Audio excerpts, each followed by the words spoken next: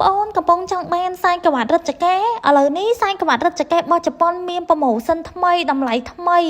បងប្អូនទិញថ្ងៃនេះតម្លៃត្រឹមតែ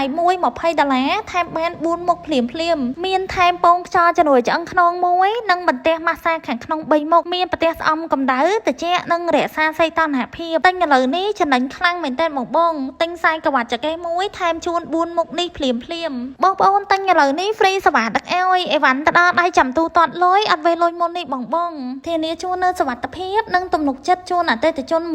100%តែក្រវ៉ាត់សុខភាពជប៉ុនខាងប្អូនធានាអីវ៉ាន់ស្អាតដូចក្នុងរូប100%យើងថតអីវ៉ាន់ផ្ទាល់តែម្ដងបងណាធានាសាច់ស្អាតឲ្យតែក្រវ៉ាត់សុខភាពជប៉ុនស៊េរីថ្មីនេះពិតជាល្អមែនទែនបងសម្រាប់ពូមីងយាយតាដែលមានបញ្ហាឈឺចង្កេះចុករយឆ្អឹងខ្នងគៀបតសៃលៀនឌី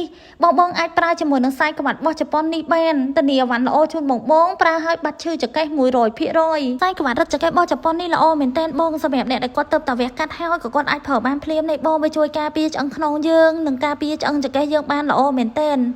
សម្រាប់បងស្រីបងប្រុសដែលមានក្បាលពោះធំ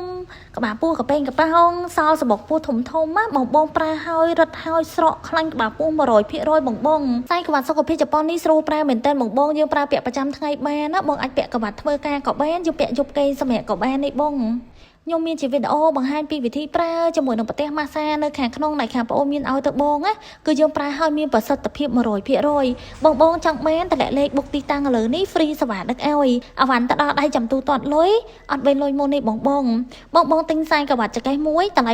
$20ថែមជូន4មុខមានពងខ្យល់ជំនួយឆ្អឹងខ្នងមួយបន្ទះស្អំកម្ដៅមួយបន្ទះត្រជាក់មួយនិងរក្សាសីតុណ្ហភាពមួយអរគុណ